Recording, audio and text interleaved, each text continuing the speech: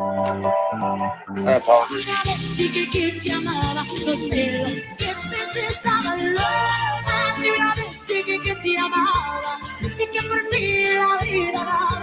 So as we embark in this video, I will tell you that my Chicano sensibilities go back and forth between a proper Spanish pronunciation to a more pocho pronunciation of Selena or Selena's. What can we do? Do you need a new one? Are you kidding me, man?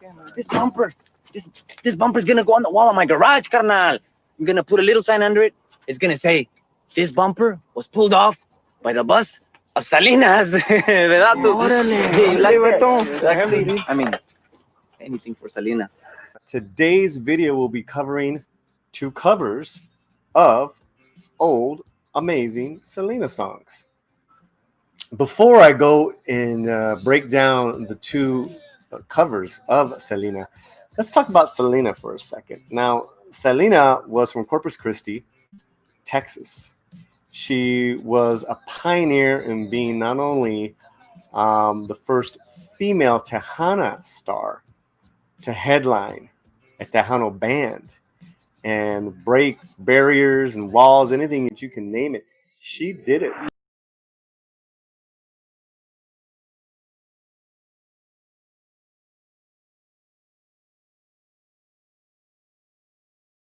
Selena was so successful, in fact, that she was winning Grammys and embarking on an English language music career when her life was suddenly taken away from us in a tragic, tragic shooting and death.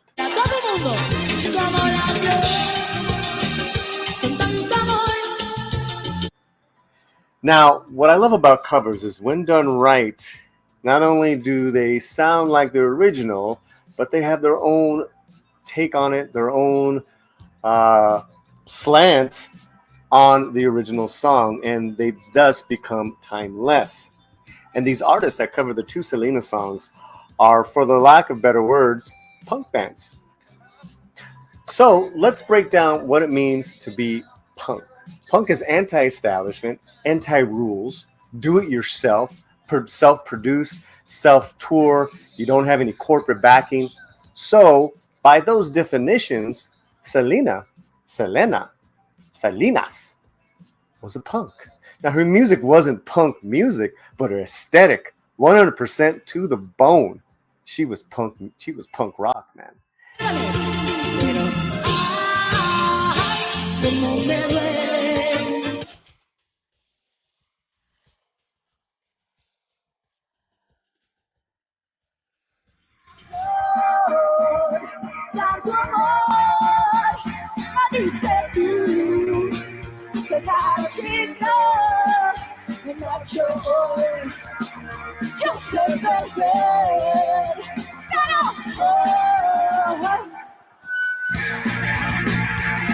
The first cover is the song Como la Flor by the Los Angeles power punk pop band called Los Abandoned. They were really big in the early 2000s. They even got on the Conan O'Brien show. This cover was released on the album, demo tape, and self-entitled EP in 2005.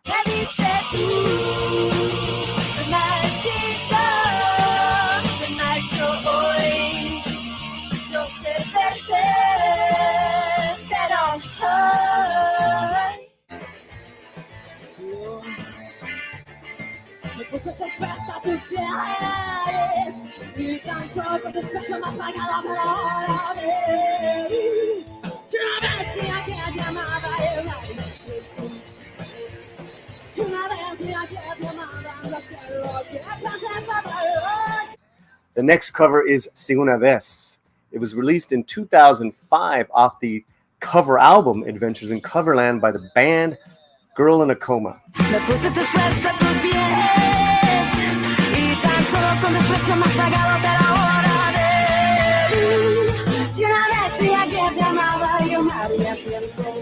So there was a real strong connection to Selena, which is why she was on the Adventures in Coverland album. Other artists that were on that album included Patsy Cline, David Bowie, Joy Division. But here, this artist, Selena, to Girl in a Coma, Corpus Christi to San Antonio, is a hometown pick. Doesn't get closer than that.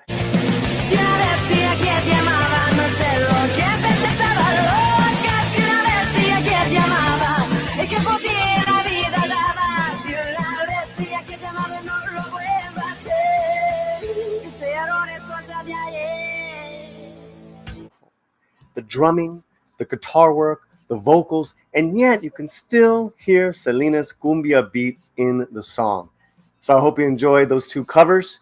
Please like, please hit the subscribe button. Please tell your friends all about the Latino slant and keep your slant fuerte.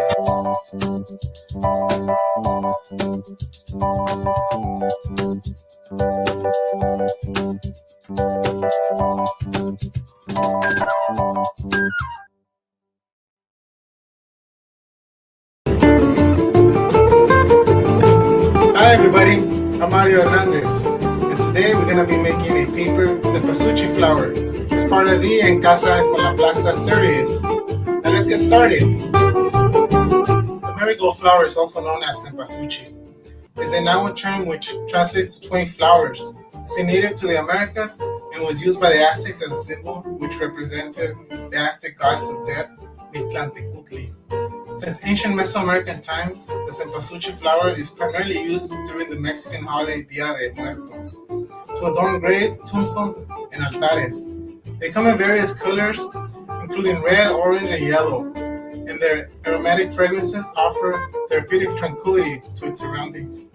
This paper flower version is a creative and amusing alternative to the real marigold. It makes a great gift and it may be displayed in your altar. Here are some of the materials you will need. You will need tissue paper, either red, orange, or yellow.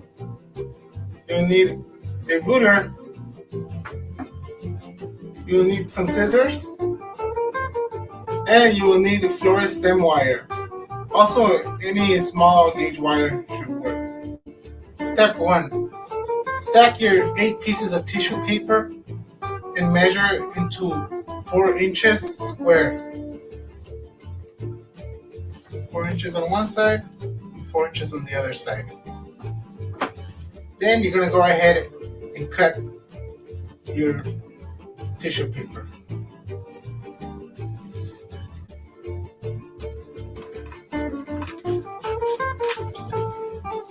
So much easier when it's stacked. You only have to do a few cuts rather than cutting every single one individually. This is a lot more simpler.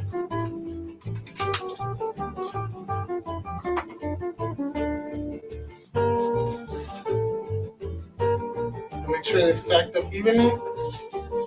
You're gonna fold one half, and then you're gonna fold this other half as well.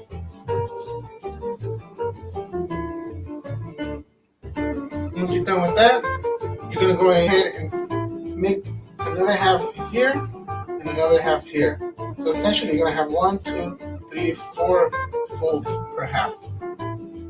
So I'm gonna go ahead and fold the first half here.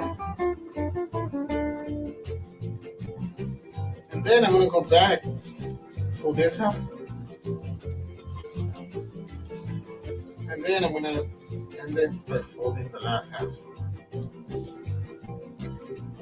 Until it looks like something like this, like an accordion. You're going to go ahead and fold the other half as well. Same way you folded the first half. You start by folding in half. Make sure your paper stacked up evenly.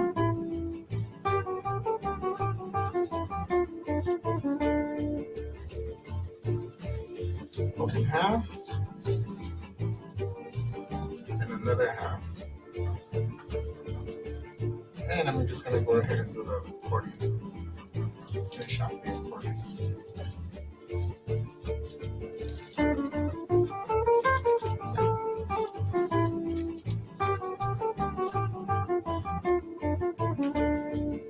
Make sure you crease and fold real tight. And you're going to end up with the accordion looking something like this.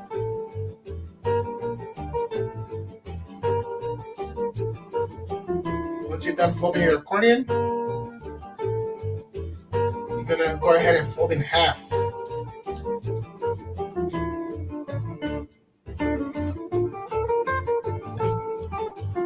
Once you fold in half, you're going to go ahead and cut a triangular shape at the top.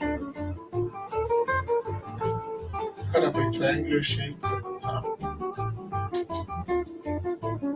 Remember, you want to use the bottom of your scissors where the sharpest cuts are usually made.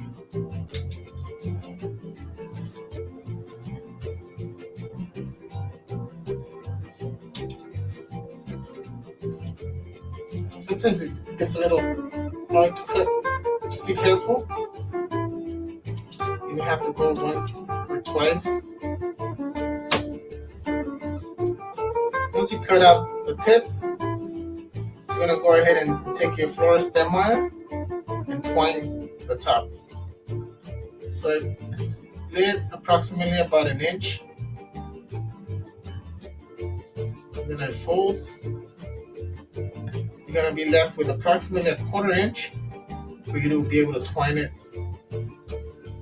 to the stem. Make sure it's centered.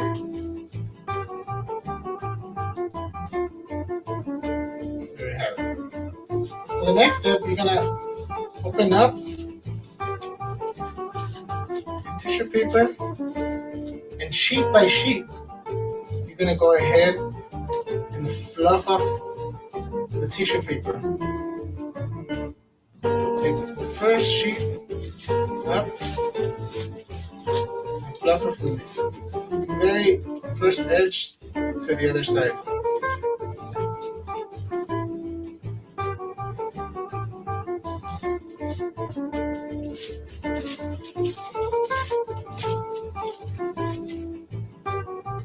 And you'll slowly but surely start having that naturalistic look to it.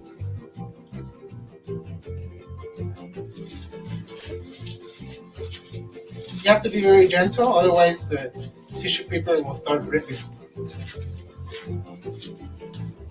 Very gentle and be very patient.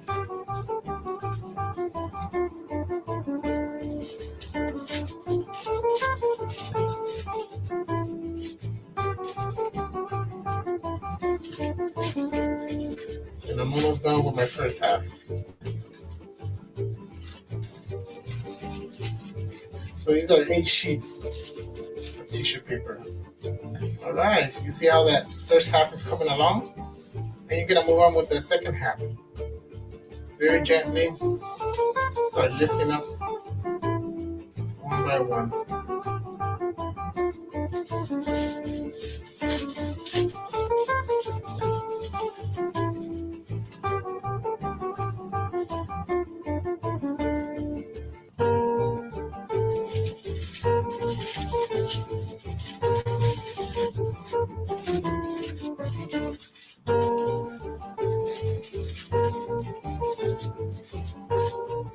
All right, once you get to this stage, you want to go ahead and just adjust, fix, and pull some of the tissue petals outward.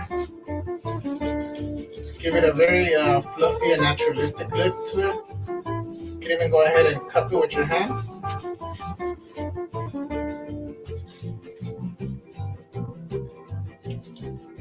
Cempasúchil paper flower is good to go. And there you have it, everyone. A simple method of creating a cempasúchil paper flower. If you enjoyed this video, visit our website at www.lapca.org for more En Casa con la Plaza episodes. You could also visit our Facebook, Instagram, and social media websites at LA Plaza LA. Thank you, everyone.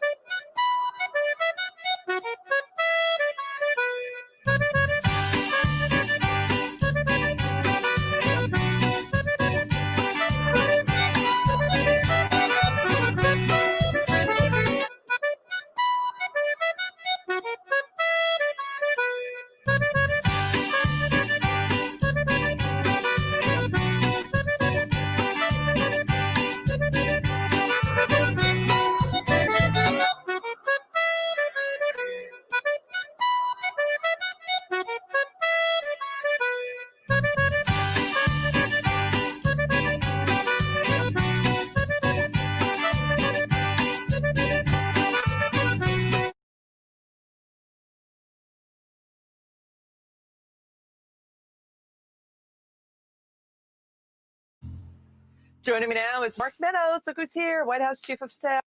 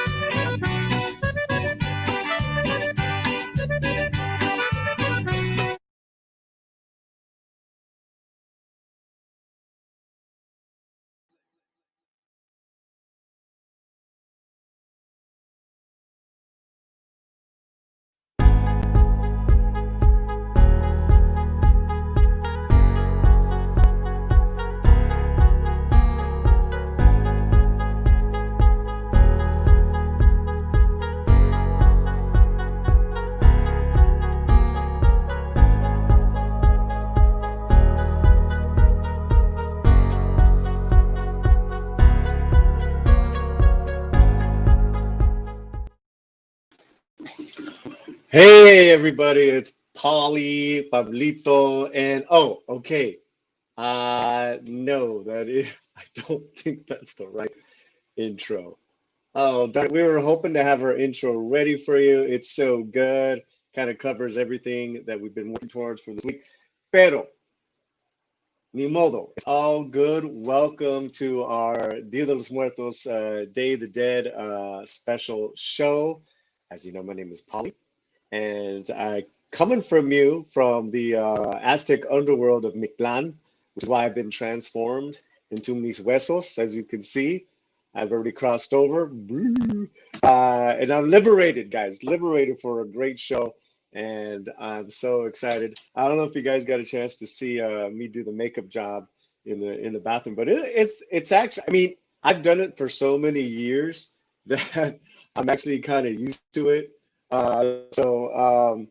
Yeah, I've been celebrating Day of the Dead, Dia de los Muertos, really since college when I got a little more opened to the holiday and all the things that it has to offer. And so this year, I don't know a soul that has not been affected by what everyone is going through. Maybe a friend, family member, loved one is not with us any longer. Whether it's because of what's going on, or maybe some other malady or tragic accident, or just leaving us too soon, we light a candle, we lay down their flowers and maybe a photo on an altar, and we think about them on November 1st. And for me and my wonderful girlfriend, we lost our little chihuahua this past May, and her name was Pumpkin. And there she is with La Señora Calavera, as you can see. It was the first time for me ever being some sort of father to any other living being. And it was an amazing 5 years.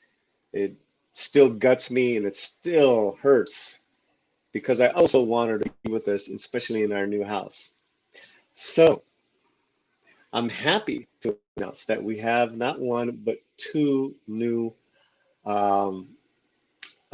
foster fur babies in the house. And they are, they're coming in the spirit of Pumpkin, who's left us. And now Mr. Butters and Bandito are with us, and I'll get pictures of them soon. But let's say hello to the chat and see who's there. Of course, we have our awesome wrench, Darth Astor. Bone, Night of the Living Slant. RC from the NYC. Yes, I had this intro ready, and it congratulates the Dodgers in their win. And but maybe we'll get it up. I'll try to get that fixed. And I want to welcome Dr. Anonymous colleague. First time checking out the Slant. Bienvenidos, welcome. Yes, Nina's going to be on the show later in the hour. We have a lot of beautiful, great guests. I just want to keep surprising you guys. So do me a favor right now, share the link on all the interwebs, get some people over here because we're having a great Dia de los Muertos party. I know I saw a lot of the Purple Valkyrie. Hola, Shellback. We've been doing a pre-show. And Bone, we said hi to Bone. There's a couple other people here. Love me, the Lord Thoth. What's happening, brother? And say hello to the missus as well. Cool. I think I saw also Just Another Red Shirt in here. So we will say hello to Just Another Red Shirt. And oh yeah, thanks guys. Rest in peace, Pumpkin. Yes. Okay. So there's a lot going on with Day of the Dead, and I am by no means an expert. It's just a holiday that I practice year-round, actually. We have an altar or an altar in our house, kind of doing what I just told you. But I want to bring on my original homie of the Slant to further educate us on Dia de los Muertos. You know him, you love him. It's the return of the Barrio Boychek. Hey! Hey, órale, ¿cómo estás? Nice to see you. Nice to see you. Hopefully you can hear me well. Okay. Oh, I hear you great. Okay. I hear you great, brother. I hear you great. And it's great to see you, man. It's great to see you. Yeah, the whole chat. Welcome back, Barrio. Say hello. And hey guys. I've missed you all so much. You know, it's such a crazy, time of year, especially. You can only imagine that my tours sell out months ahead of time normally. But as we get to Halloween and stuff like this, I can't book these tours quick enough. And so I'm just waking up after, a long run. And I'm getting ready for a very exciting weekend. As we come into not just Halloween, but Dia de los Muertos. We're going to have a lot of wonderful activities going on here at the Boyle Heights History Studios. And so I'm glad to come back to the Slant in order to share the heritage of this, because I think it's such a wonderful story. And, the Dia de los Muertos, believe it or not, is something that, really is of such modern, contemporary relevance. That I think it is important that we, do understand the heritage and the history of it, contemporarily, and as well as, the depth of the history into why we honor it and why it is such a part of the land. So let's start from the beginning a little bit and talk about its American influence, because it seems now more than ever it is celebrated all over the States now. Sure. I mean, just on our show alone, we have guests from San Antonio, Austin, Pico Rivera. So, and even more foreign places, Hollywood forever. Right. And right. Well, why don't we bring on? I don't know if he's ready. Este guy. Our mijo, but I think he'd want to be a part of this awesome discussion. And there he is. So, Barrio, tell the people out there kind of like the origins, the ancient origins, the Aztec and Mexican origins of Day of the Dead, Dia de los Muertos. No. That really, that really has to, be explained. And I'm going to give you a little bit of an introduction to this first, because you need to understand how amazing it is, the story that this comes to be to begin with. And so I'm going to have to give you a little bit of current context before I get back to the ancient history in order for us to get that. But there's a reason why we actually do Dia de los Muertos, and believe it or not, it's actually much more contemporary of a celebration these days. Believe it or not, the Mexican-American, the Chicano celebration of Dia de los Muertos here in the United States, here in East Los Angeles, only goes back to 1973. And it's not a tradition that goes back to forever ancient times that we've just kind of handed down, and now it's here in front of us. It is a tradition that, because of cultural assimilation, was really lost onto the Mexican-American experience, and that had to be reborn in the Chicano era. And it really, why it's reborn at that time in 1973 during the, is because of the rise of the Mexican-American, the Chicano civil rights movement. And we often talk about that when I'm on this show, about, historically the challenges against Mexican-Americans, not having equality in education and in healthcare. We just came out of the 50th anniversary of the Chicano moratorium, and the student walkouts, we celebrated that not long before. But the reality is that for many Mexican Americans, if you got beyond, if you got to high school, if you matriculated to high school and you weren't one of the kids who had to work in your family's business, you were actually able to pursue an education to high school. One of the sad realities was that when you got there, as all the white and Asian kids were being picked out and given their schedules to advanced math and science and English, Mexican Americans, in contrast, the black kids, were instead, when they went to the same schools, were given a schedule: boys, metal shop and wood shop; girls, home ec, and being told, no, you don't need these other classes, because it's not like you're going to go on to college anyway. That's a waste of money to give you these guys. What the jobs you're going to be doing is these manual labor jobs, and you need to learn to be good at this, because you're going to be doing this for white people one day, and they want quality. They don't want Mickey Mouse. So you're going to be good at this. And the problem of that is not having equality of education comes with many, many consequences.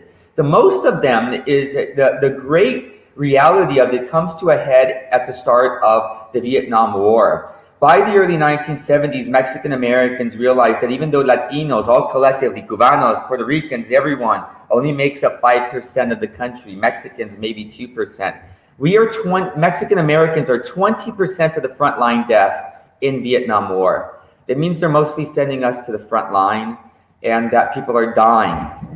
The other people who are not given frontline duty, they're given morgue duty, carrying the bodies of their friends. And so what happens is that, consequently, many people come back from the Vietnam War broken, not with promises of the GI Bill to, give them a better future. Instead, many of them are emotionally, physically broken, drug addicts, and all kinds of things because of the trauma of what they had been through.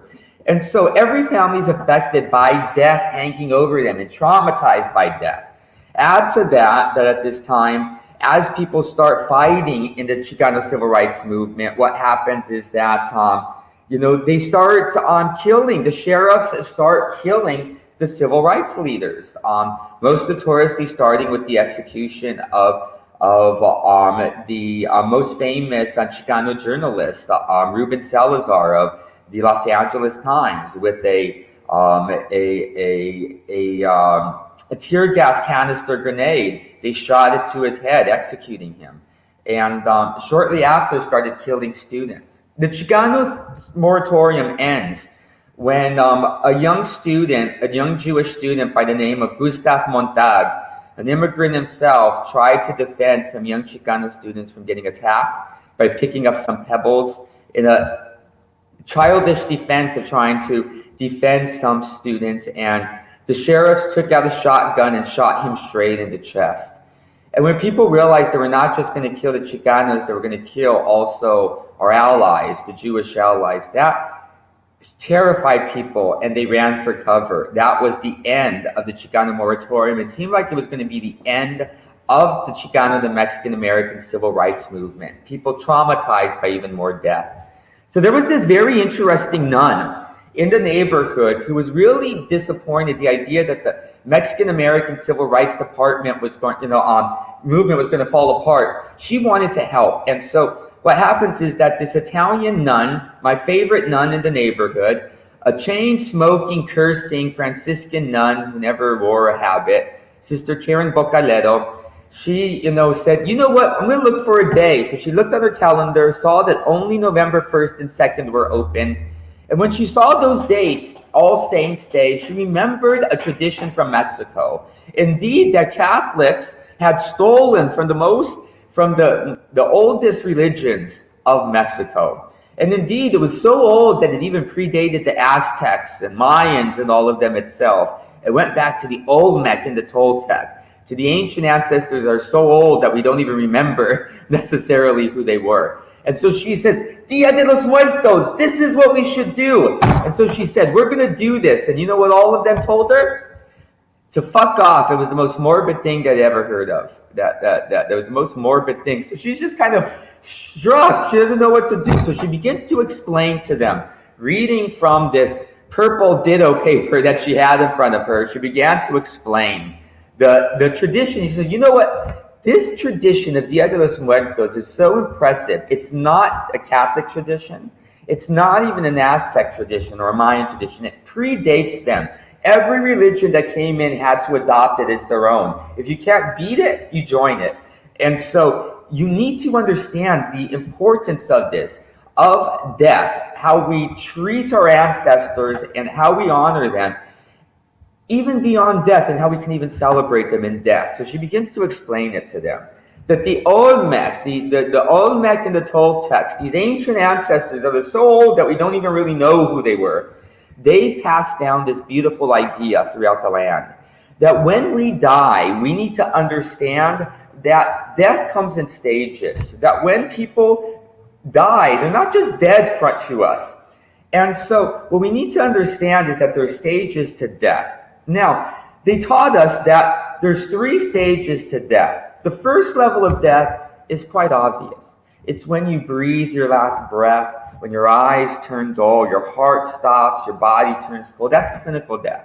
You can't deny what it is what it is. But you aren't completely dead and gone to us in our culture. There is another level of death yet. When your body is taken from us and we're no longer able to commune with your body. You're either cremated or you're buried according to your tribal tradition. But we're no longer able to commune with your body. It's no longer dwelling with us. That's the second level of death. But you're not completely dead, gone, and forgotten to us. There is a third level of death yet, and this is more permanent. However, there's something unique about this level of death, and it is more permanent because of what it represents. This level of death, though, in the caveat about it, is this level of death only comes when we forget these people that have passed. When we forget their names, we no longer remember their names, we no longer remember who they were, we no longer remember what they stood for, we no longer remember their values, their morals, their faith, we no longer remember their recipes, we no longer remember their sayings. We no longer remember their sense of social justice. We no longer remember what they dedicated their life towards in trying to complete the world and trying to perfect and make a better world. The caveat, though, about that is that as long as we continue to remember our ancestors, as long as we continue to speak of them, as long as we continue to hand down their stories, as long as we continue to hand down their recipes, their sayings, as long as we dedicate ourselves to their values and their sense of social justice, to complete the unfinished business that they have left behind for us, then our ancestors, they become reanimated. They become alive again through us, not just hanging around us, but living through us. Indeed, through our actions, they become living people. And so I'm going to grab my cord because it's about to go out. But what is important for us to remember is that our ancestors, they will become immortal if we just continue to hand down their stories, and we continue to remember them. And when she taught that to the first generation of Chicano artists and activists, they felt better. And they said, you know what, let's do that. And so in 1973,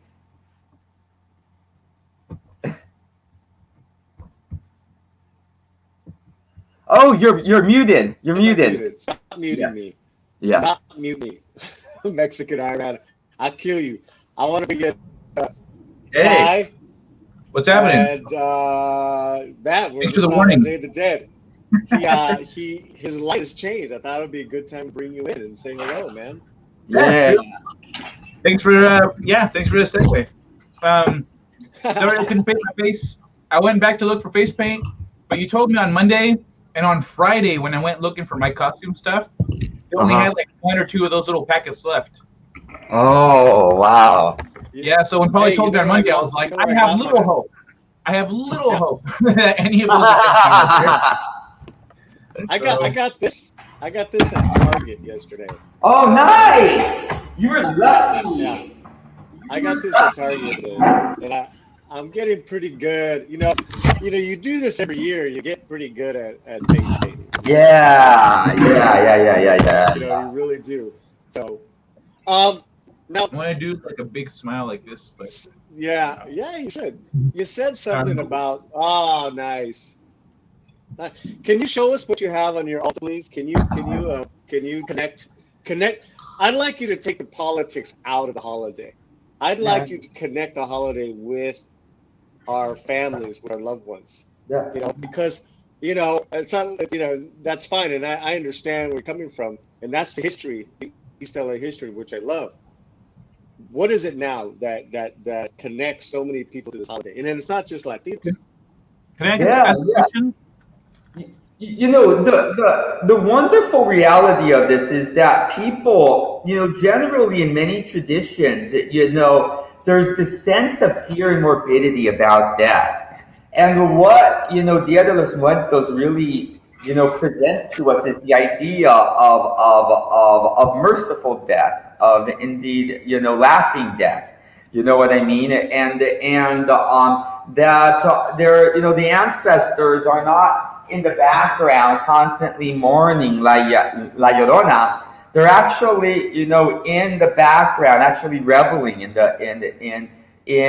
watching our successes and guiding us and standing behind us and enabling us along the way, and that we are kind of the avatars of them. They are becoming, they're able to live vicariously through our experiences as we make them part of our lives. But it is important that at this time of year that we make a moment in our, we make a moment in time, we make a place, a space within our places, a little sacred space in which we can honor our people. And it has become so many different ways for people in order to learn to be able to come to terms with death of people and to be able to indeed celebrate their lives. And through many, many different types of things. I mean, during the AIDS epidemic, this became a big thing. I think now, as COVID is also one of these challenges, Dia de los Muertos is also going to rise again as one of these really relevant ways in order for us to memorialize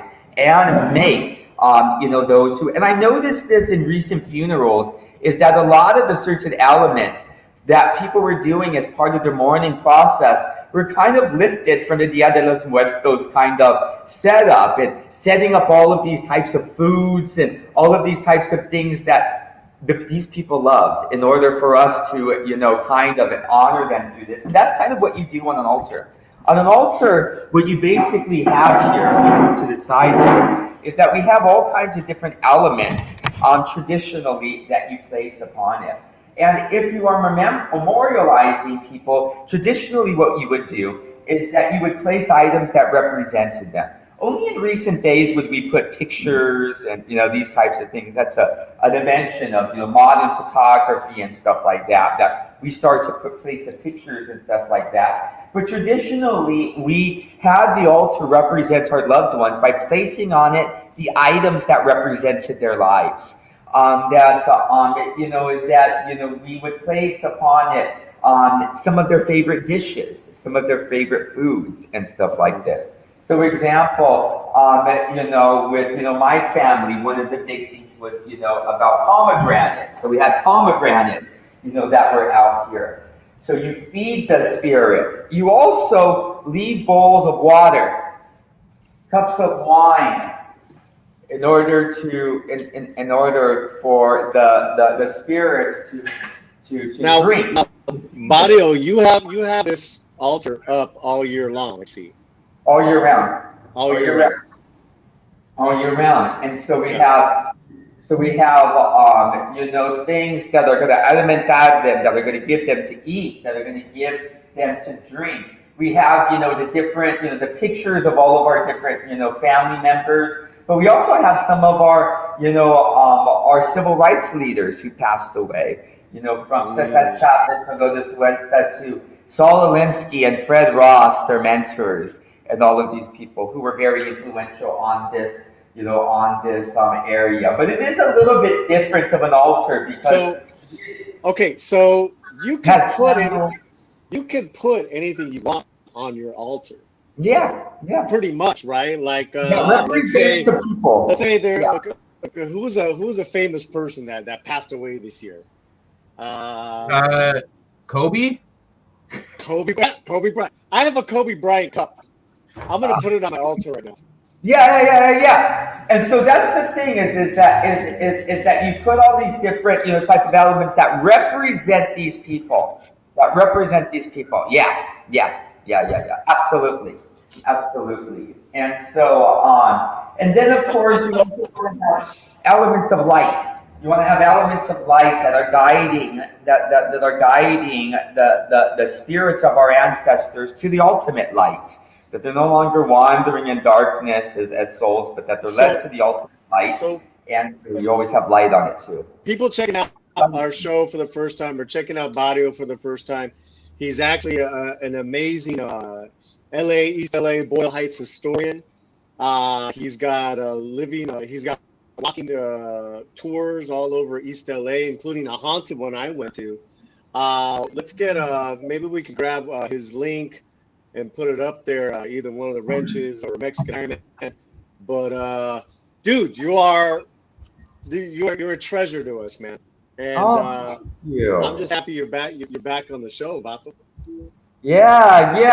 It's just it's been so busy, and I'm going through a lot of things health-wise in the background, and so I want to thank everyone who's helping me, especially Paulie and everyone who in the background is helping me get through some really hard times in my life right now, and I'm a professional, so I just kind of grin through it, but there's a lot of gnarly in the background. That's what Raza does too, man. We kind of just we'll rub on it and we'll keep on going, for better, for worse. Yeah, exactly. Spray some Windex on it. Keep moving. Put some Windex on it. Vape rub. Go to work. Okay. Well, we're gonna move on. So thank you guys so much. And Barrio, hang out in the back. You know what? Why don't you stay with me? Let's introduce our next guest, because you guys are kind of linked together as far as what she does and what you do. Let's welcome from Luna Soul Mexican Vintage.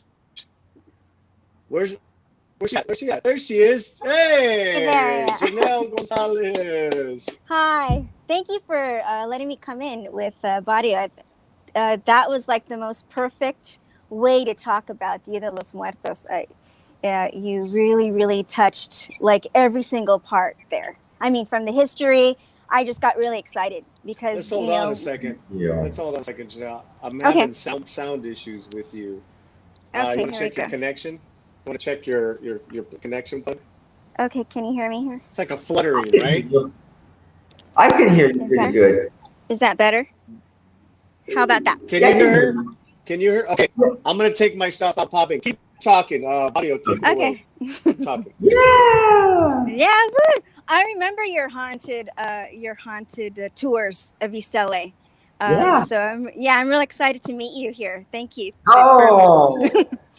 Yeah, Well, I'm happy you could join us. it's yeah. I think I used to work with the Potro Hour Power, so I think that we had you on our show a few times. Yeah, I'm Yeah, always around. You know, I get everywhere. I really love being able to lean into the heritage with the locals. It's yeah. you And know, it's that's where fun. you grew up, right? You grew up Yeah, there. I yeah. did it. I did it. My family is from Maravilla, so I grew up in Mm, Monterey Park, Montebello area, and I sure, lived in Rosemead, and so that's still my neighborhood. That's still where my family's from, but ah, it has still has that nostalgic, that still feeling when we visit.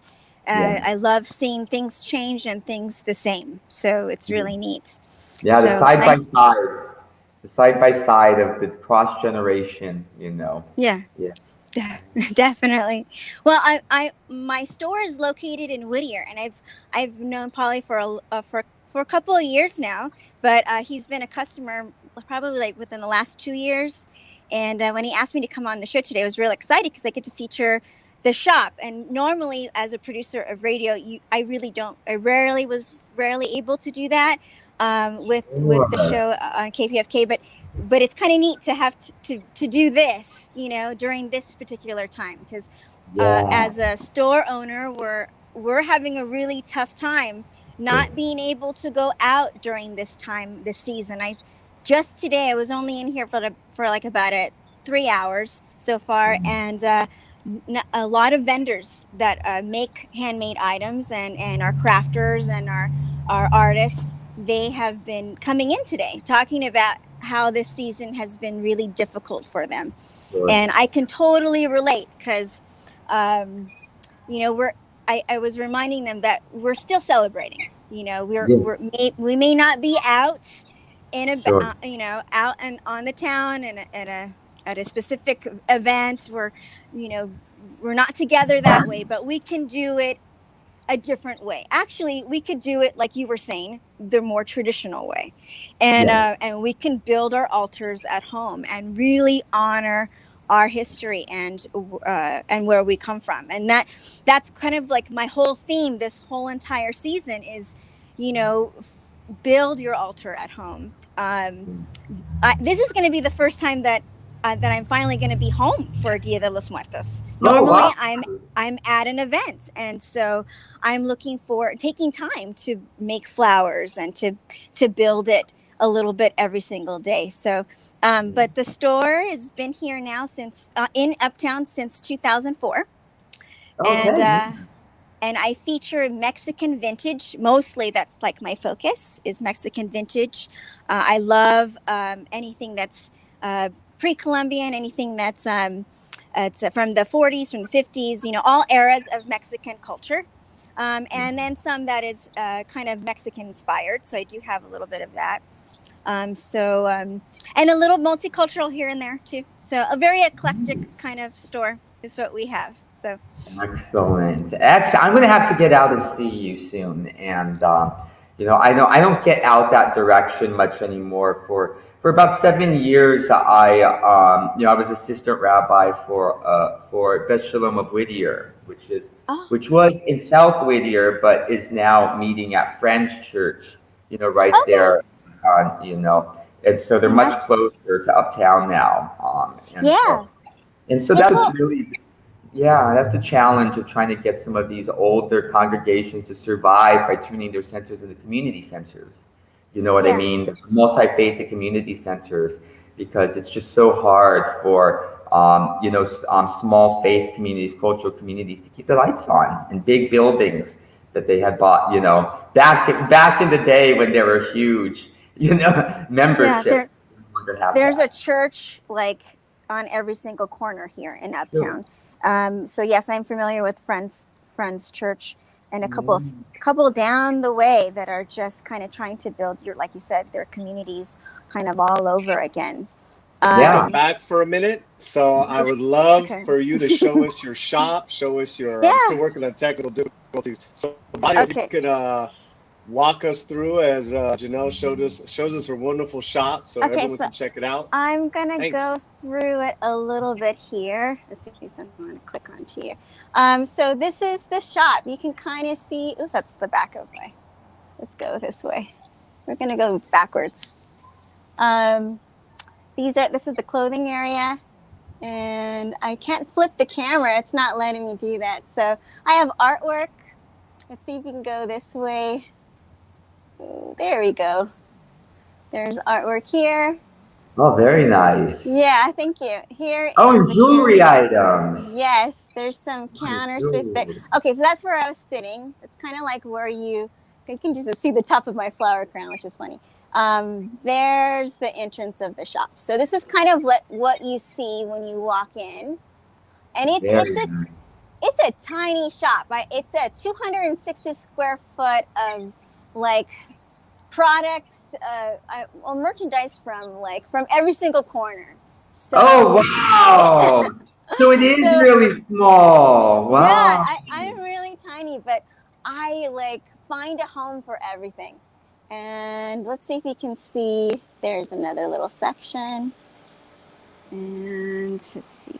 So I have another little section here. I'm really fortunate to feature different artists.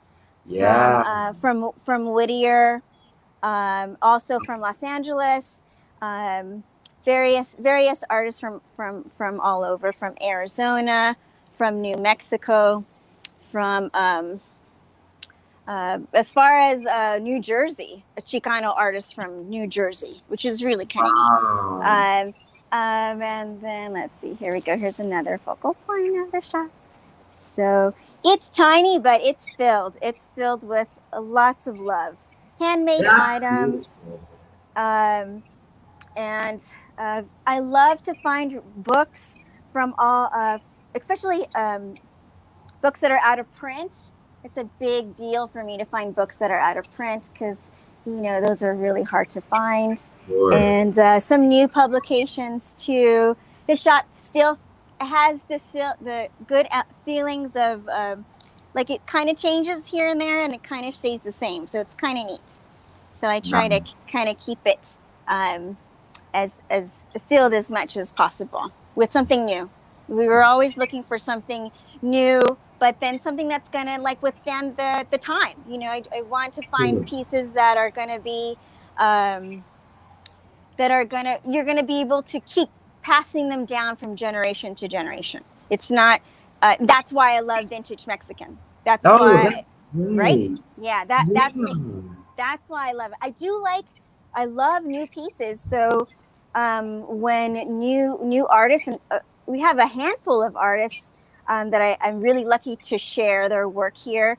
One fine artist I consider is really wonderful. His name is Rudy Andrade. He has a lot of the artwork here, and I can show you a few pieces of his. You can kind of see them right behind me.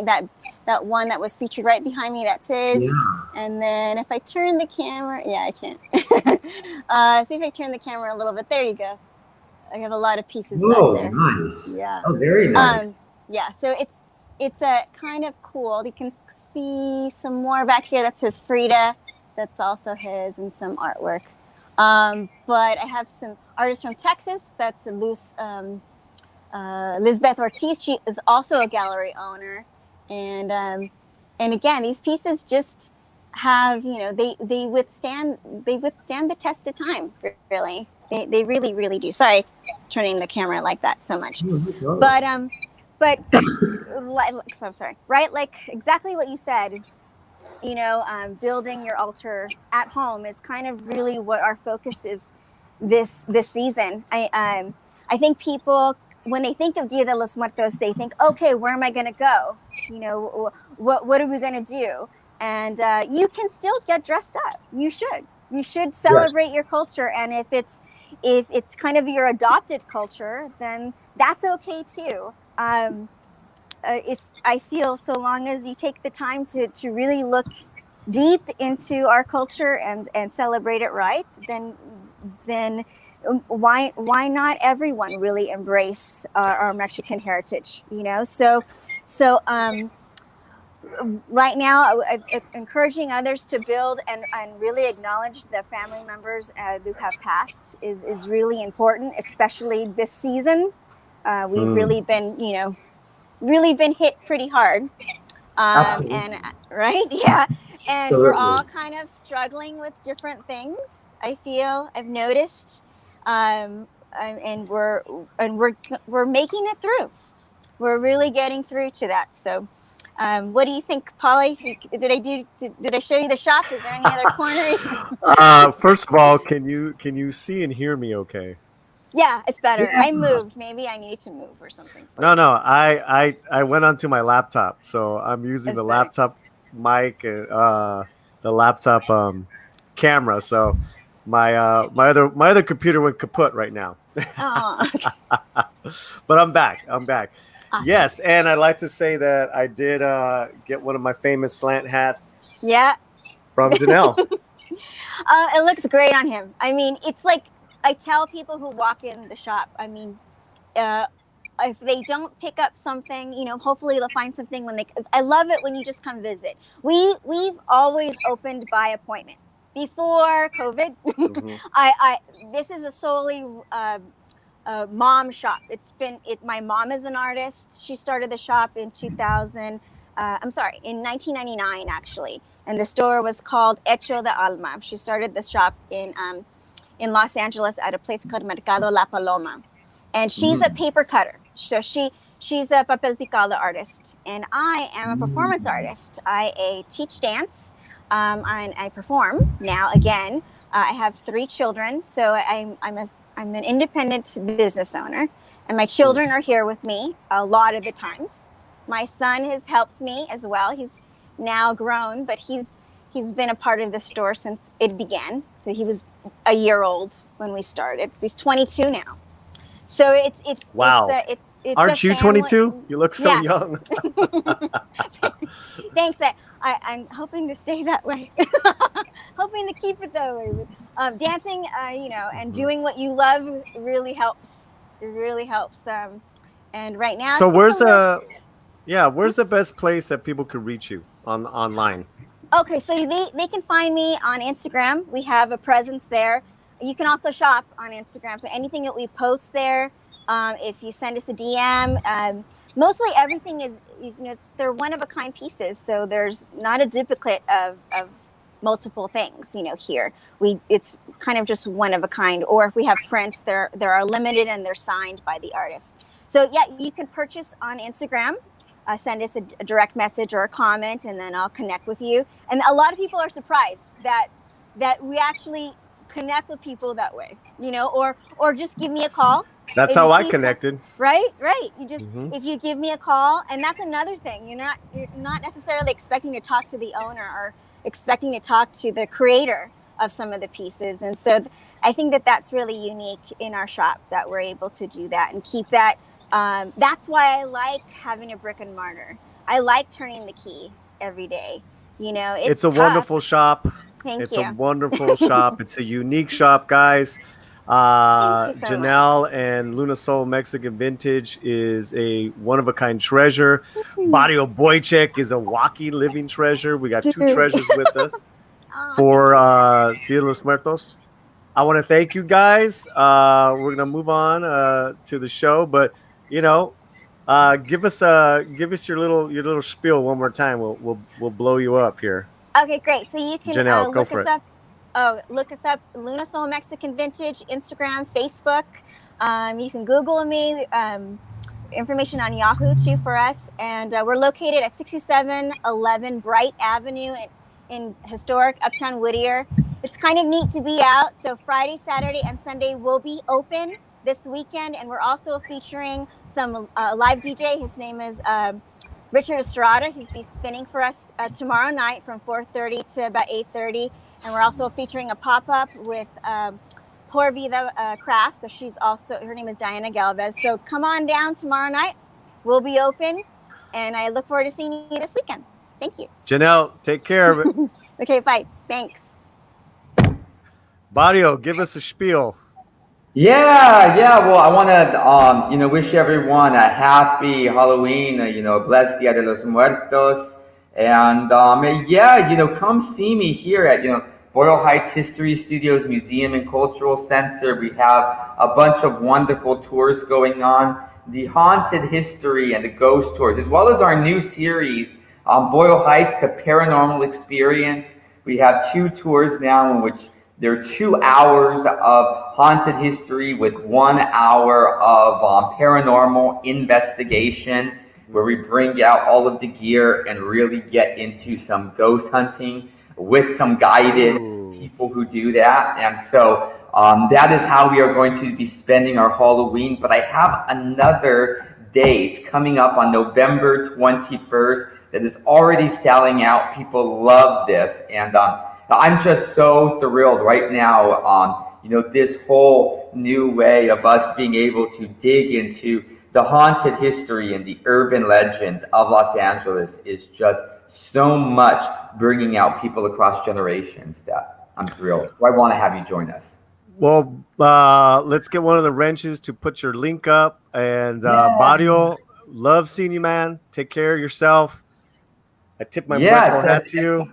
And come see us here at Boyle Heights History Studios. We'll check you very soon. All right. Yeah. Be well. I'll talk to you soon, man. All right. Bye. Wow. Okay. Yeah. So this is the backup, and as far as my computer, but the big computer will be here soon. But this is the backup. So let's get our next guest on with us, because I've known one of these fine ladies for many years, and I'm very familiar with this other woman and her awesome music, her solo career, her career with the band Girl Tacoma. Let's. Hey, Paulie, your sound is. Hey, Paul, I had to jump in because your sound is really bad. Yeah. I'm not sure you can hear it. Yeah, But this is. Yeah. All right. There you go. Give me That a sounds second. better. Now it's stable. Now it's stable. There you go. Hey, a little bit of an attention. All right, I'm gonna stay in the mic. All right, so Licha, just get on up here. I'm here. I'm used to this. It's okay. Licha, Hey, I have one question for you. This is what happens when you go live. That's it. Man, I had a fancy iPad and it had todo, and it just went. That thing cost me $1,000. But I'm getting a new one. I'm getting a new computer. Licha, it's great to see. It's wonderful to see you. It's so nice seeing you, Paul. It's been a minute. I think the last time we ran into each other was in LA. So it's just really nice to see you. Mm-hmm. You invited me and Mrs. Slant, Romy, to your South by party. Yeah. And we need a separate interview just to talk about your career. But why don't we bring on Nina? So, because you guys have been waiting, and I really appreciate it. So why don't we bring on Nina, and then we can all chat. Can you hear me okay? Oh, hello. Yes. Hi. You hear me? Okay, Hi. cool. Because I was having some mic issues. So, yay. Cool. Everybody, it's Nina Diaz. Wow. Hi. You know why it's the tech is messing up? Is because we're talking about spirits. That's why everything's going all, whoa. You think it's Pumpkin messing with us? Oh my goodness. Hi, Pumpkin. Oh, did Pumpkin pass away? Did I? Yeah. Pumpkin pass when? Oh wait, I'm sorry. We won't get into that. But April. But I was just saying early on the show, we just, as of 2 nights ago, we got 2 new babies, 2 new puppies. Oh, that's awesome. So, Chihuahuas as well? One's a half. The other one, I don't know what, but their names are Mr. Butters and Bandido. Oh, Mr. Butters. That's I know. awesome. Yeah. Anyways, you might be right, Nina, but it is so good to see you guys. We're talking about this big, this whole show is Day of the Dead, right? Duh. Mm-hmm. And I was just like, I saw Licha put up the ad. I was like, this looks amazing. And then I look into it. I'm like, man, I know a lot of these acts. And then I'm like, well, Licha, you have to come on. She's like, well, can I bring Nina on? And I was like, yeah, let's do it. So thanks for being here.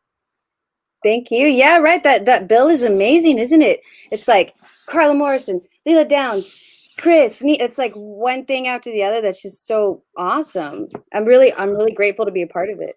Well, you know what's funny, Nina, is that I just repurposed a video, the best punk rock covers of Selena.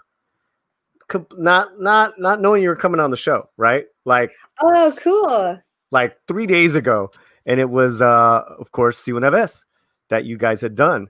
So Yeah. and now you're doing something with Chris. So I know you're deeply connected to the legacy, which is now a really amazing legacy of Selena.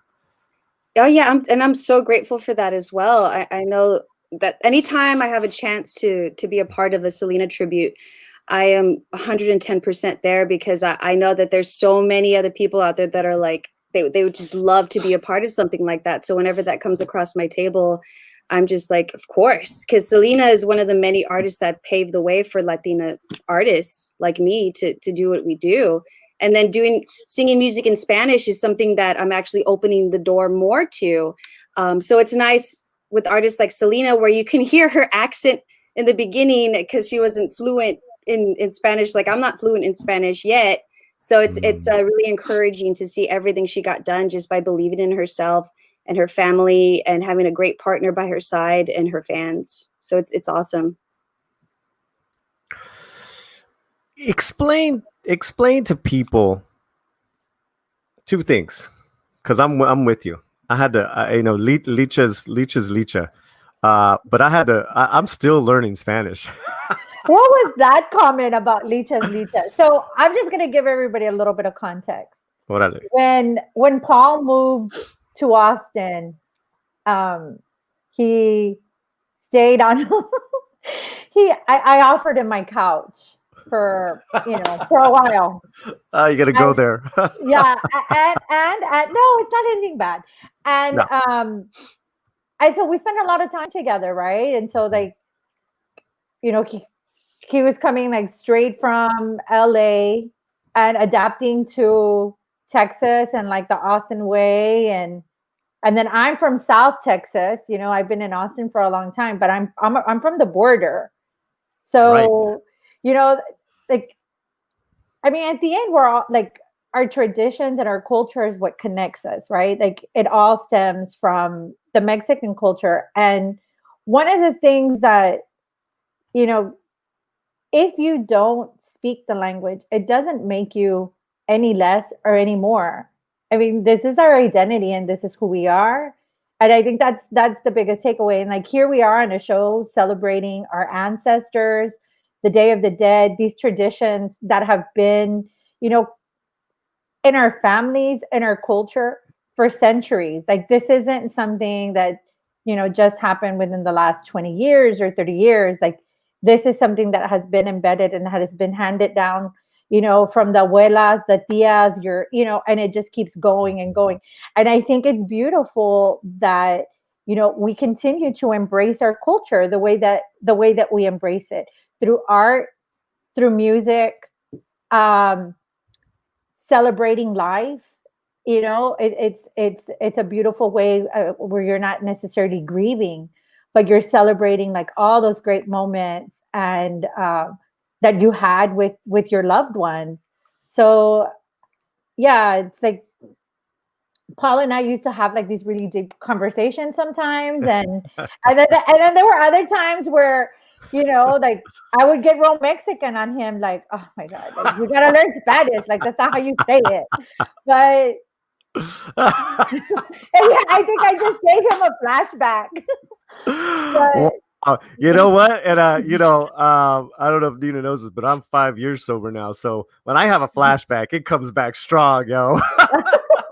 Oh, I understand. Yeah, congratulations on that. That whenever somebody tells me of a story that I'm like, was it 7 years ago or more? Because those were my blurry days. Because I'm 7 years sober. So I mean, if it was past 7 years, what did I do? What did we do again? I totally understand that. And congratulations on 5 years of sobriety. Yes. Well, I would love to have a sober interview one-on-one with you sometime, because oh yeah, man. I would love for us to chat about that.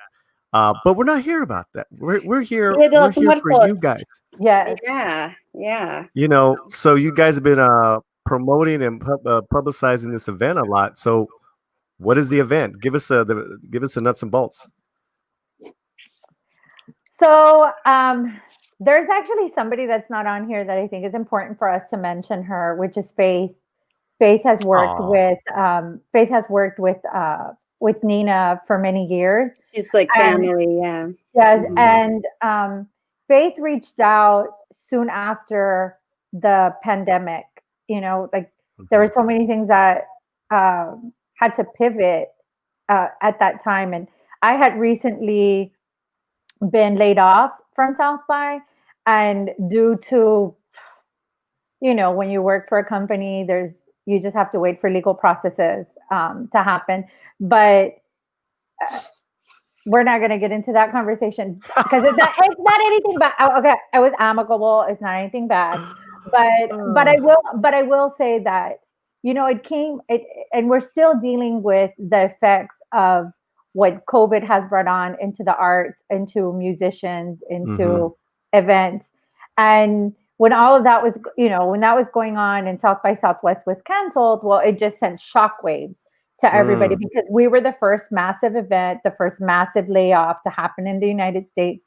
And also it was the first one to happen globally. And so everybody was watching what was going to happen, if South by Southwest was going to happen or not, to see, like, it was almost like if they have it, then we're going to be able to pull it off. And maybe there's hope because it was just the beginning before the stay home. So, so going back to Faith had reached out because she had Taco Fest that was going to happen in April. There were some talent that we had, you know, she had reached out about asking, you know, when you're bookers and you're producers of events, you share information, and sometimes when you're in doubt, you ask friends, like, what do you think? You think I'm kind of like, this is what I'm thinking for my lineup, etc. And so I knew where she was going with that event. But then all of a sudden it was like everything was locked down, everything was shutting down. And so Taco Fest was canceled along with all of these other things. And it has just been a waiting game with Dia de los Muertos. And Nina is from San Antonio. She can speak more about Dia de los Muertos, but Dia de los Muertos or Dia de Muertos, it happens to be like this event in San Antonio happens to be one of the most attended and most celebrated events in the city, you know, since its inception 8 years ago. And being the fact that this is one, there's so many things going into this. It's an election year. It's COVID. It has affected marginalized communities more than any other communities, which includes brown and Black communities. And for us not to honor all of our loved ones that have passed on would almost be like, I mean, it's like heartbreaking. It's like, you cannot not have this celebration. Like, why don't we happen. Yeah, why don't we play the video, Okay. Mexican Iron Man? I think there's a promo video on this website. I'm sure, right? It's a great video, the altars, yeah. What makes the San Anto celebration so unique? I feel like San Antonio in general, I mean, it's my home. You know, I lived in LA last year and I had a great time in LA, but coming back home, it was time for me to come back home. And anytime there's a big festival or something here, it's just so warm, you know, and not to say that other festivals, you know, I played some festivals and stuff and they're cool, but here in San Antonio, it's just, it's like at a family barbecue or something, you know, like, it's just like, it's like everybody knows everybody and it's cool. And the last time I played Dia was a couple years back on the Arneson stage downtown. And it was just, it's like that feeling when you do remember somebody that's passed and you can feel their spirit around. It's like everybody feeling that all at once. And it's exactly right that this is the time to broadcast something like this because there's so many people that aren't in the mood at all for anything, which is understandable because of everything we're going through right now, that this is awesome to be able to present to them and say, hey, let's all just have a moment and remember those that we straight up lost because of COVID, but just in general, let's have at least this time to like. But let me ask you this. Take the politics out. take everything Okay. out what you just said, right? Take 2020 out. This is still a great event to be a part of. Oh yeah, Exactly. definitely, You know, definitely. what you guys have built with Faith and the Taco Fest and just kind of like you said, you know, San Anto is really unique, but this lineup is sick, man. This lineup is sick. If we, Yeah, oh, and I'm so happy that we got because with the South by Southwest, we were going to be a part of me and Chris, part of the Selena tribute, Right. that y'all were going to have there, and we were going to do Fotos y Recuerdos. So I'm so happy that we had a chance to actually do it. So to talk to Chris about it, he's like, "Yeah, I'm down," because it's something that we were already planning to do, and it's a perfect song to play for this type of festival. So it's kind of, I'm glad that it came full circle in a way where we were still able to jam and well, it's show the funny song. because I've gotten more. Licha would crack up. I've become more of a Selena fan over the years, and Fotos y Recuerdos is like my favorite. It's like my top 5, and I'm gonna be put. You know, because it seems that right now, especially with the TV show coming out, and one of a friend of ours is playing Suzette. The actress Noemi Gonzalez is playing Suzette on the show. So cool. Our little show has all of a sudden become a real, like, you know, big proponent of Selena, the TV show, and then you, like I said, Miss Cover herself. You do all these. You do, guys. She does a lot of great covers, like on her Instagram. I see you, girl. I just released some covers on Bandcamp too, because when COVID hit, I got this random job scaring birds downtown. Like it's like you're a human scarecrow and you like put a light in their face because it's like I need to get some cash. I don't have no shows. And then like something weird happened where it's like, all right, it's not safe for me to be downtown. Let me stay home and make music. And so I posted, I'll do commission covers for people, and I did about like 80 covers of like random artists. Wow. And so now I'm like, I should release some of them. So I released my first batch of them on my Bandcamp, Nina, which is on my Instagram and stuff. You're an amazing talent. You're so talented. Now more than ever. Talented. Now more than ever. We need entertainment. We need escapism. We know the messages are out there. We know that. Yeah. And we know we're got to do our job and vote y todo. But we need entertainers like you. I want to bring in my co-host to ask a question. Tenemos Kai. Hey, hi, ladies. How's it going? Hello. Hi, Kai. How y'all doing? We're doing well. Good. What was this about me asking a question, Polly? I had a question for like forever ago. Well, I know you wanted to meet Nina, and I know you wanted to talk to just to chime on in. So I don't want to like keep you out in the green room forever. Oh, I appreciate that. Yeah, that's not cool. I was just listening. Like, really, I haven't. I'm looking forward to hearing your music. I need to check it out. Is there links in the description, Polly? Well, so yeah, there is, but the bare, like, so people can see this. People could see these performances for free. Licha, ¿qué pasó? Okay, so you want to know more about the event. All right, so here's the recap. Right. So the event, the Dia de los Muertos event is going to be virtual. It's going to have that's cool. What you all are going to be able to see will be Sunday at 7:00 on Facebook and YouTube and Twitch. And the handle for all three of them is at I believe it's at Muertos Fest for there it is.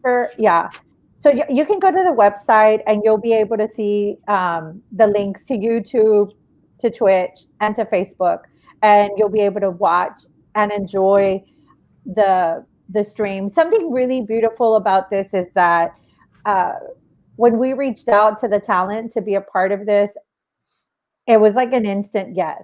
Like everybody signed on. It's probably one of the easiest things that I've booked in a long time. Like Selena is a no-brainer. Whenever I reach out to people about somebody doing a Selena tribute, I will echo what Nina says because I've reached out to her a couple of times for that. But for this one as well, it's just like everybody was just so supportive, and what it means culturally to all of us, it like resonates in a big way. And so they all said yes. it's interesting that right now we're talking about talent, because yesterday I got a call from John Riley. So the talent's pretty much booked. The show has already been packaged. It's been sent to the local broadcast, because it's going to be locally broadcast on the embassy affiliate, which is CW35 in San Antonio. Wow. So like Live. the entire community of San Antonio is going to be able to see this on October 31st, which will be Saturday at prime time.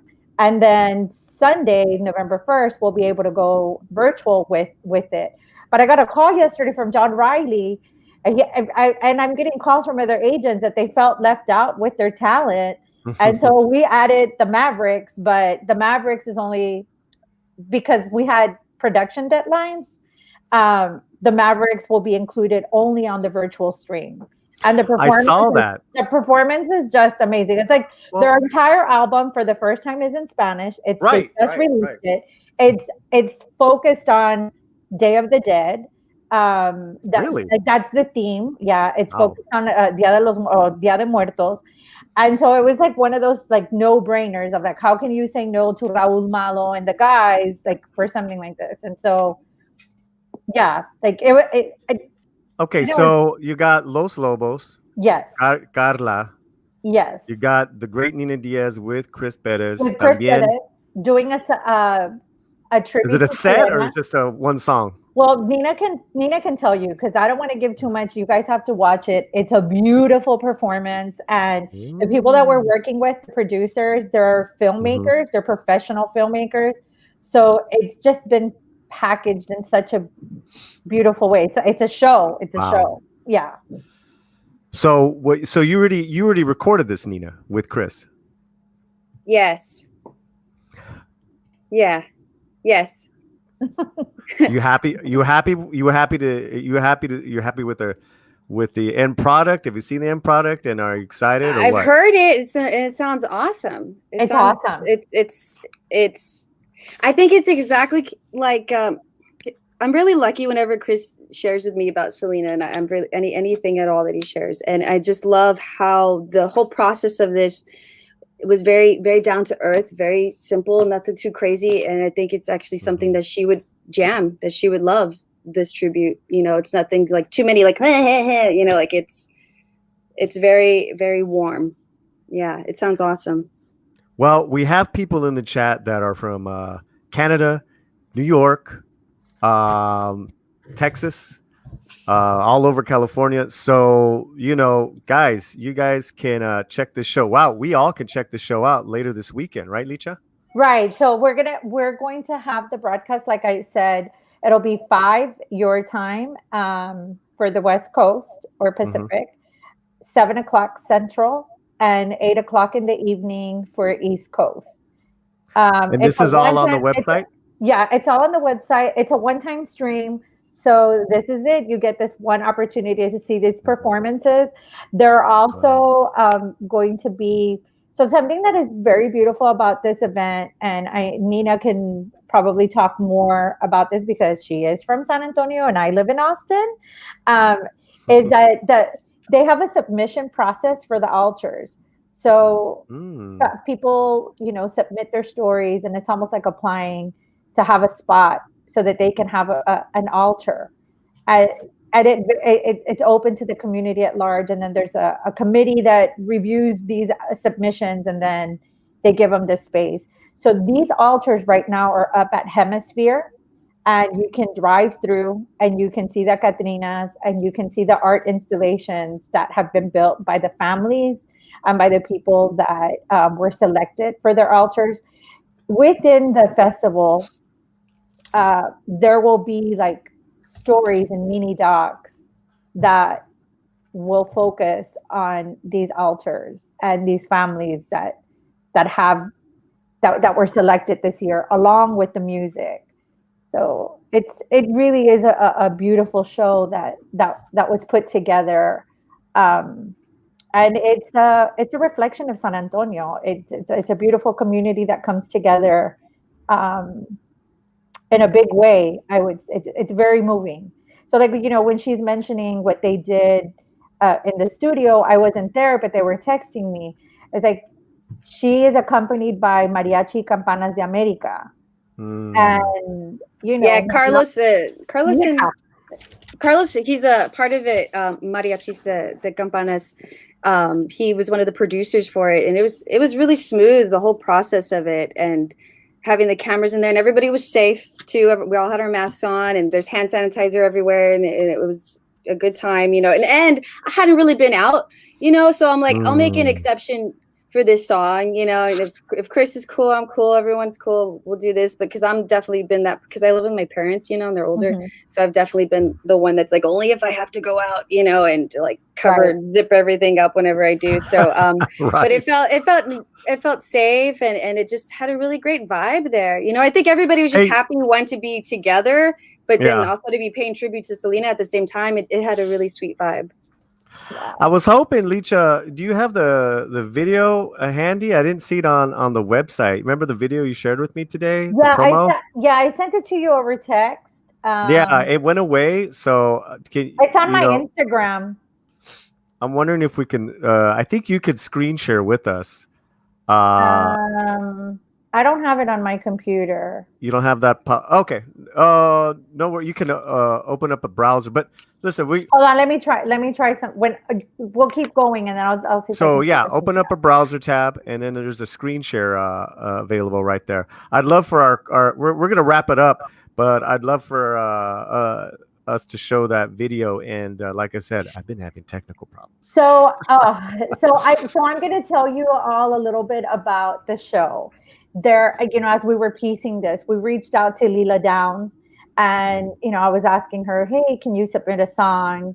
And you know, you give the whole pitch of what you're working on, and you know, her husband says, oh, we were just commissioned recently by the government of Mexico to produce virtually for Dia de Muertos, and we're in the middle right now of putting this whole production together. And so I was chasing them for the song because we were running out of time and we were hitting all the deadlines. And they kept sending me pictures of like, oh, we're in the middle of a show right now. We're in the middle of production. And I was just like, oh my God, is that what you're sending me? But then when they sent what they sent, we're really, really lucky. She puts up an altar in her home in Oaxaca. So they live in Oaxaca, and they recorded this in one of the teatros there in Oaxaca. But she sent us about 7 minutes, if not more, I need to check, a footage of her putting together her altar, her ofrenda in her home. And it's so intimate and it's so beautiful that it has been incorporated into the stream. So I'm just going to throw that. That's awesome. That's amazing that you shared that. That's such a private thing. The actual process of setting up an altar is so private that's amazing that she sent that and she shared that. I think that's so sweet. I'll send you the link, Nina, so you can look at it. Yeah. There's no audio, but it's her, you know, send it to me. I can intercut it later because we'll do a best of and we'll splice this up. I don't know if I can because of like rights and all that stuff. Like I signed, we did everything legally, you know. Man, you did all the talk about it, y todo, and like now it's gonna be in the broadcast. It's gonna be part of the show, right? Watch it. Yeah, you have to wait. You have to wait. I get to see it. Ha ha ha. She gets to see it. I'm opening up my big muerto eyes. No. That's what my eyes look like all the time when I'm singing. They're always like, they used to call me crazy eyes because that was one of your shticks, Nina. That's why so many of us. It still is. It still is. That's why we love you. Yeah. That's why you're just amazing. I don't know. There's many reasons why. How do I screen share? Because I'm in Instagram and I'm going to try and play it. So you have the tab opened, right? Mm-hmm. A different tab. So you could go to see our browser down below, or it should say screen share on ours. Oh, okay. There you go. Make sure you hit the audio, include audio. You got to hit the audio button. Okay. Make sure I close all my windows. También. We don't want to see no, you know. Oh, I don't have anything like that. I just have I'm in the middle of like working mails. Okay. Whatever, eh? Oh, Hey, my okay. first question is, where's the party at? Hey! Oh, that used to be our question. That used to be That used to be- Kai just knows me as sober, boring, No, no, older no. You Paul. don't. There was this other side to Paul. I only know Silver Polly. It's all I'm the one good. that wakes up late and does all that now. Listen, Okay. all So right. that's it. You got it shared? Yeah, I hit it. Do you guys see it? No. Polly or Mexican might have to pull it up. Oh, here it is. Okay, it's coming. Add to stream. Here we go. Okay, I'm gonna hit play. All right, yay! There we go. Hold on. I gotta raise the volume. Oh, I can hear that great. God bless.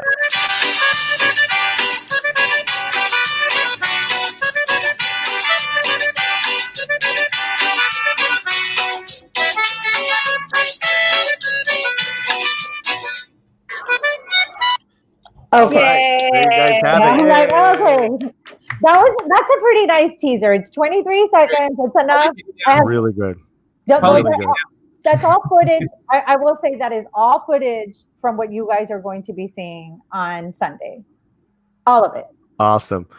Well, I know you guys been hitting the streams and promoting it, so I just want to thank you for coming on our little show. We're growing. We're having fun. And Thank you. Licha, both of you guys, I'm gonna have to do separate interviews. Some South by shit, some tell all. No, I can't, unfortunately. I know she's on contract. She's on a whatever. Nah. But you know, But I will say this. we got some people in the chat that wanted to say a couple of things. So Bone says nice.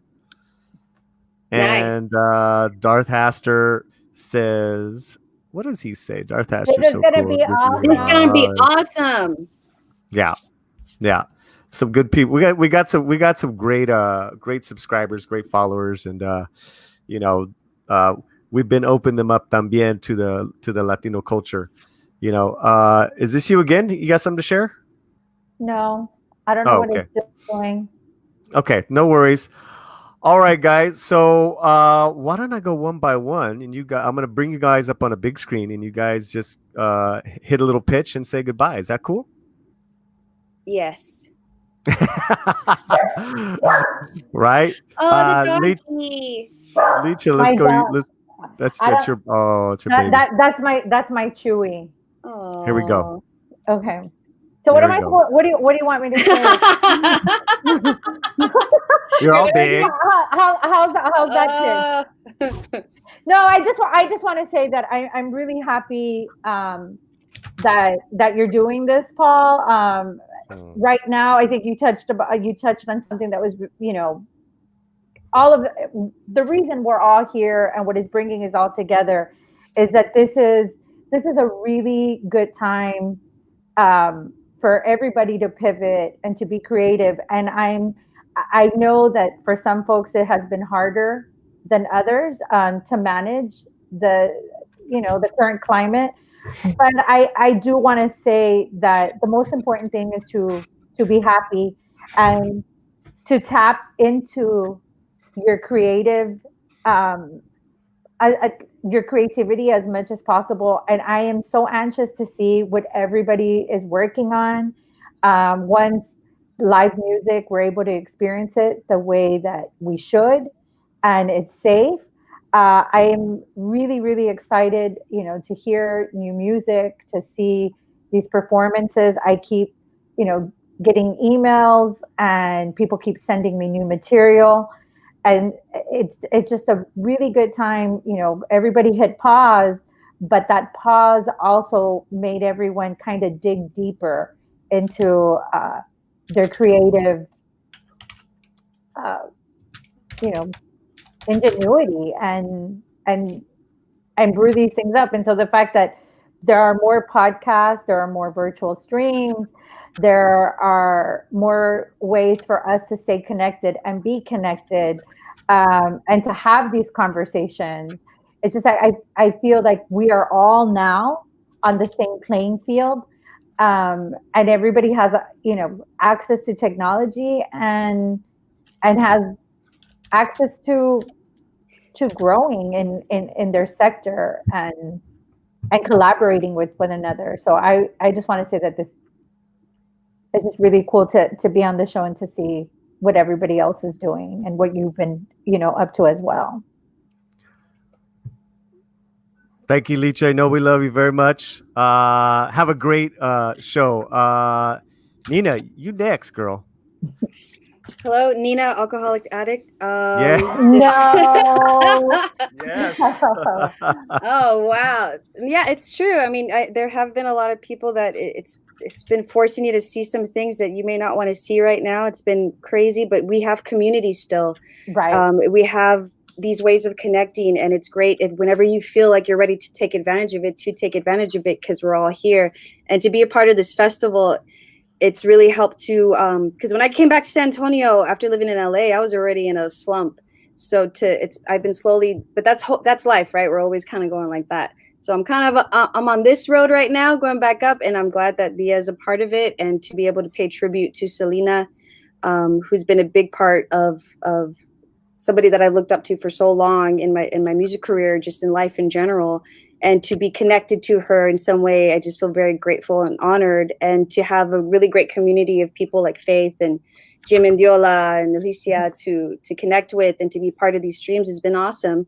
And personally, I just released some cover songs. I'm working on my new record and doing it all here at home. This is my studio space. So yeah, me and my husband, yeah, right. Green screen. I've learned the green screen and now I can't stop it. I love green screen stuff. It's fun. It's fun.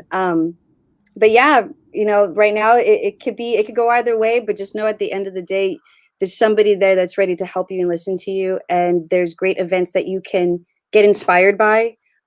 Streams, again, with Dia, this stream going on, I'm sure it's going to spark some inspiration. If you check it out, you should check it out. And, but yeah, just keep up.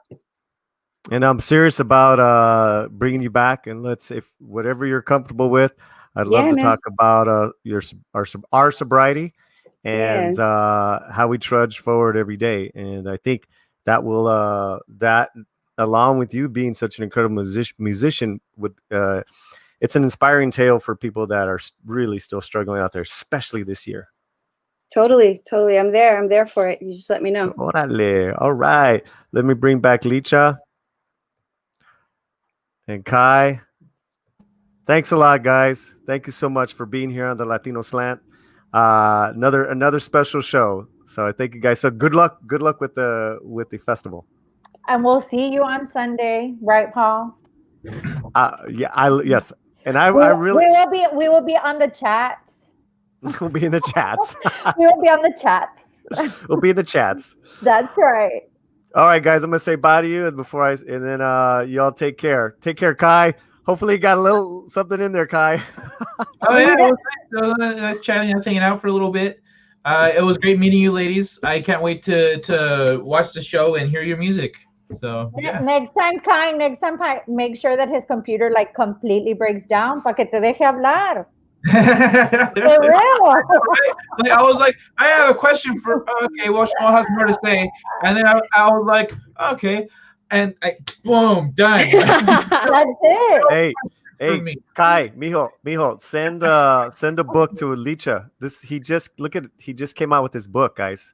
That's it right there. It's called Domino Space Crime. Space Crime Domino. Space Crime Domino. Vice versa. Space Crime Domino. It's about 160 years in the future. We're following a pirate crew on a rescue mission and a government team hunting them down. It's about family. It's about the future and relationships and what one human life means in the world. How much one. Yeah. Wow. That's awesome. Oh, nonchalant. What human life means in the world. Bam. Okay. I was trying to get it out. I can finally get it out succinctly. I used to stutter through that. Like, I got it out. Like, I'm happy with that. No, you're getting better and better at it, Licha. It's awesome. Know me. You went straight for it. Like, What can I say? That's all I gotta say. You got it. Done. Kai Awesome. is not a self promoter, and it's like, you know me. It's like, yo, you just wrote a great book. I read the first couple chapters. I'm like, That's you gotta awesome. learn. Yeah. All right, guys, y'all be good. Have a good night. I'm gonna say goodnight to the crowd, and I'll talk to y'all later. Take care, Licha. Take care, Kai. Nina. Bye. A pleasure. We'll get you back on the show. Yes, please. Oh, wait a minute. How do I do this? I'm here See, the forever. timing was great. We'll see you. All right. So I once again want to thank my co-host Kai. I want to thank Barrio Boychek. I'd like to thank Janelle Gonzalez and Licha Alicia Zertuche and Nina Diaz. We had a lot. We had a nice special. Oh, and let's not forget the Mexican Iron Man himself. Yes. Oh, what happened? Are you going to say goodbye? Hello. Hey, Paulie. I just want to reset your mic. I was starting to get staticky and stuff. Great show. Those are a lot of content. That's a lot of content. Those are great guests. It's good to see Kai again. I'm so glad to see Body Boy back. And looks like he's. I wanted to say I went on his website. There's only one. He's only got one tour left. Everything else is sold out. So if you want to check it out, I don't know if he's going to add any more, but it looks like he's only got one more left for the whole weekend. So anyone in Southern California, take some time and go get some tickets. It looks really awesome. Yeah, he works hard and he's doing a great job. There's his channel. Speaking of, thank you, Darth Haster and Clobbering Times for wrenching tonight. Very special show. I'm kind of bummed we didn't get to show that intro though. That was a lot of fun. Well, we'll put it on when we repost it up. We'll slice it in and stuff. But overall, we overcome some technical difficulties. So you did great, Paulie. And I love the makeup. But now, will people be able to order their own Paulie makeup kits for Dia of next year? We'll be selling those at the merch store. Or? Just the coffee cups you can put your name on them. Okay. All right. Well, let's order some coffee cups. Listen, we had our first sale. So that was pretty cool. That's awesome. Yeah. Well, you're doing a great job and you're adding a lot of value to all of us. And want to let people know you might be on vacation next week. Is that right? Yeah. So, guys, we are going to broadcast a best of next week. And I will be back the following week because me and Mrs. Slant will be traveling. Nice. Well, Clobbering and Darth, thank you guys so much for wrenching. You guys are awesome. It's great to see those guys. Love working with them. Paulie, it's a pleasure, honor working with you. Thanks for letting me be your exec producer, and I'll see everybody later. So speaking of later, guys, thank you, Mexican Iron Man. Speaking of later, we will be starting the X-Flix and Chill X-Files watch party an hour later now, 9 p.m. Pacific time. Every Thursday night. So that is in a few hours, 9 p.m. Pacific time. It's been a wonderful show. I managed to finish the show now on a completely different computer.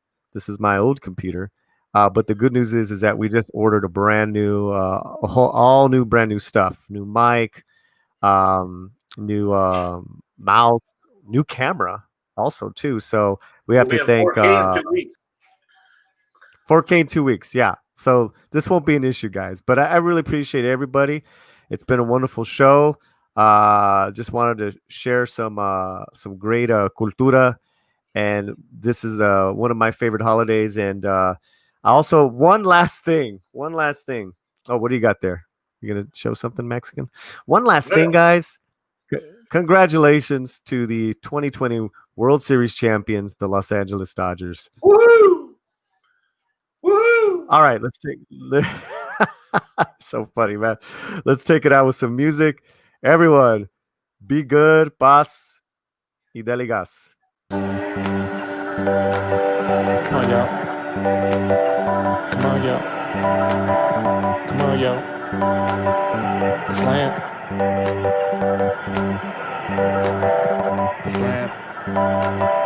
All right, Paul, let's go.